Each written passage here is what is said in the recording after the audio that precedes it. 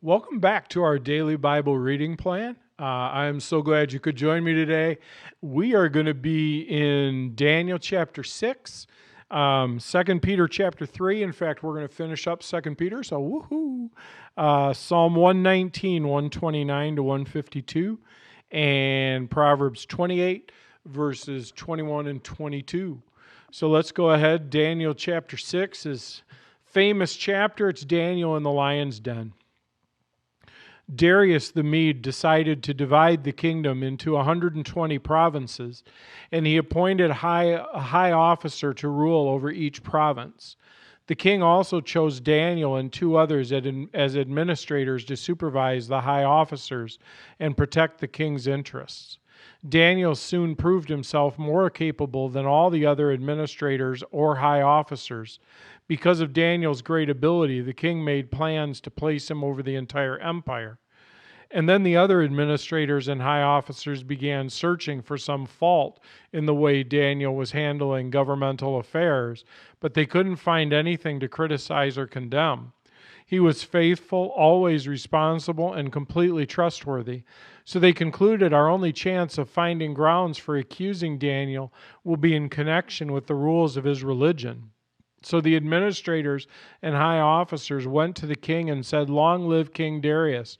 We are all in agreement, we administrators, officials, high officers, advisors, and governors, that the king should make a law that will be strictly enforced.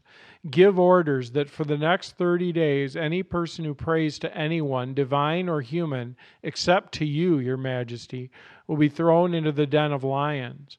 And now, your majesty, issue and sign this law so that it cannot be changed, an official law of the Medes and Persians that cannot be revoked." So King Darius signed the law.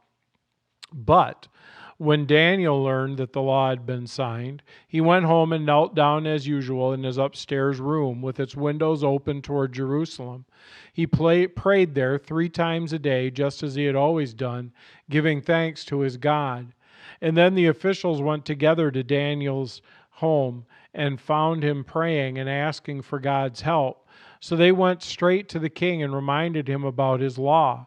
"Did you not sign a law for the next 30 days that any person who prays to anyone divine or human except to you will be thrown into the den of lions?" "Yes," the king replied, "that decision stands. It's an official law of the Medes and Persians that cannot be revoked." Then they told the king, "That man Daniel, one of the captives from Judah, is ignoring your law, and he still prays to God 3 times a day." Hearing this, the king was deeply troubled, and he tried to think of a way to save Daniel. He spent the rest of the day looking for a way to get Daniel out of this predicament. In the evening, the men went together to the king and said, "Your Majesty, you know that according to the law of the Medes and the Persians, no law that the king signs can be changed." So at last the king gave orders for Daniel to be arrested and thrown into the den of lions. The king said to him, "May your God, whom you serve so faithfully, rescue you." A stone was brought and placed over the mouth of the den, and the king sealed the stone with his own royal seal and the seals of the nobles so that no one could rescue Daniel. And then the king returned to his palace and spent the night fasting. He refused his usual entertainment and couldn't sleep at all that night. Very early the next morning, the king got up and hurried out to the lion's den. When he got there, he called out in anguish, "Daniel, servant of the living God, was your God, whom you serve so faithfully, able to rescue you from the lions?" And Daniel answered, "Long live the king. My God sent his angel to shut the lions' mouths so that they would not hurt me. For I have been found innocent in his sight, and I have not wronged you, your majesty." The king was overjoyed and ordered that Daniel be lifted from the den. Not a scratch was found on him, for he had trusted in his God. Then the king gave orders to arrest the men who had maliciously accused Daniel. He had them thrown into the lion's den along with their wives and children. The lions leapt on them and tore them apart before they even hit the floor of the den. And then King Darius sent this message to the people of every race and nation and language throughout the world. peace and prosperity to you. I decree that everyone throughout my kingdom should tremble with fear before the God of Daniel, for he is the living God, and he will endure forever. His kingdom will never be destroyed, and his rule will never end. He rescues and saves his people. He performs miraculous signs and wonders in the heavens and on the earth, and he has rescued Daniel from the power of the lions. So Daniel prospered during the reign of Darius and the reign of Cyrus the Persian.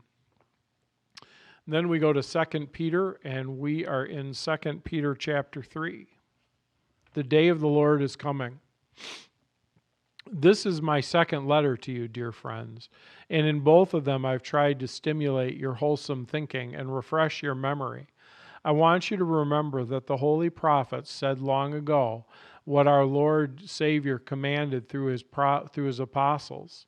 Most importantly, I want to remind you that in the last days scoffers will come, mocking the truth and following their own desires. They will say, "What happened to the promise that Jesus is coming again? From before the times of our ancestors, everything has remained the same since the world was first created." They deliberately forgot that God made the heavens by the word of his command and brought the earth out from the water and surrounded it with water. Then he used the water to destroy the ancient world with a mighty flood, and by the same word, the present heavens and earth have been stored up for fire. They are being kept for the day of judgment, when ungodly people will be destroyed. But you must not forget this one thing, dear friends. A day is like 1,000 years to the Lord, and 1,000 years is like a day. The Lord isn't really being slow about his promise, as some people think. No, he's being patient for your sake. He does not want anyone to be destroyed, but wants everyone to repent. But the day of the Lord will come as unexpectedly as a thief, and then the heavens will pass away with a terrible noise, and the very elements themselves will disappear in fire, and the earth and everything on it will be found to deserve judgment. Since everything around us is going to be destroyed like this, what holy and godly lives you should live, looking forward to the day of God and hurrying it along. On that day he will set the heavens on fire, and the elements will melt away in the flames. But we're looking forward to the new heavens and the new earth that he has promised, a world filled with God's righteousness. And so, dear friends, while you're waiting for these things to happen, make every effort to be found living peaceful lives that are pure and blameless in his sight. And remember, the Lord's patience gives people time to be saved. This is what our beloved brother Paul wrote to you with wisdom God gave him, speaking of things in his letters.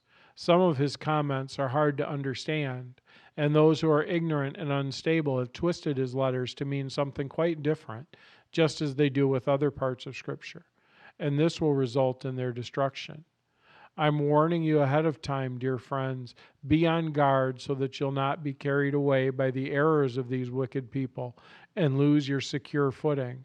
Rather, you must grow in the grace and knowledge of our Lord and Savior Jesus Christ.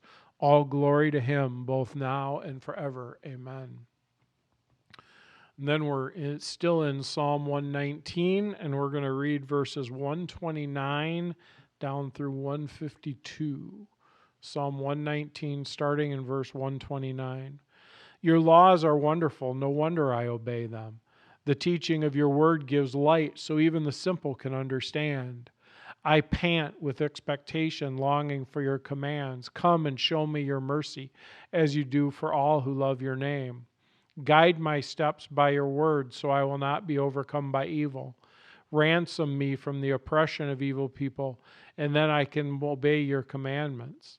Look upon me with love. Teach me your decrees. Rivers of tears gush from my eyes because people disobey your instructions. O Lord, you're righteous and your regulations are fair. Your laws are perfect and completely trustworthy. I'm overwhelmed with indignation, for my enemies have disregarded your words. Your promises have been thoroughly tested. That's why I love them so much. I am insignificant and despised, but I don't forget your commandments.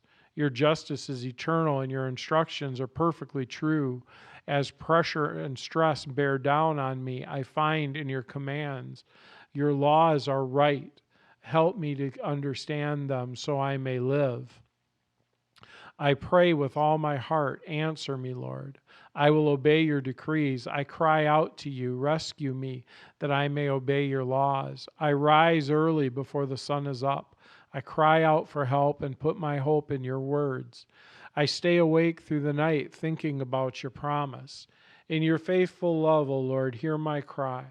Let me be revived by following your regulations. Lawless people are coming to attack me. They live far from your instructions. But you are near, O Lord, and all your commands are true. I have known from my earliest days that your laws will last forever. And then we go to Proverbs chapter 28, verses 21 and 22. Showing partiality is never good, yet some will do wrong for a mere piece of bread. Greedy people try to get rich quick, but don't realize they're headed for poverty. You know, in the psalm that we read, it says, I find joy in your commandments.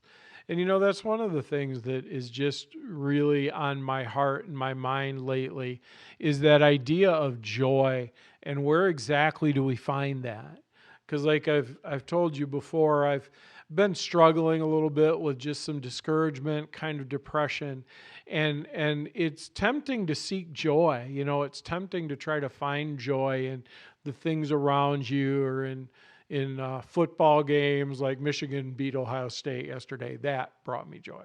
But all kidding aside, you know, to find real joy, we have to look to God in His Word, because that's the only place that real joy is truly found. And so that's what I'm going to do. I've been working on that. I've been trying to figure out, you know, how exactly do you go about doing that? How do you seek God in His Word in a way that you find joy? And yet the reality is that joy is there, and it's in Him, and it's in realizing His presence with us. So would you take a minute and pray with me to close up today? Father, thank you for this day and this time that we can be here and in your word. Open our hearts to your love, to your presence, and help us to find the joy that comes only from you. In Jesus' name, amen. All right. Hope you guys have a great day. I'll see you again soon.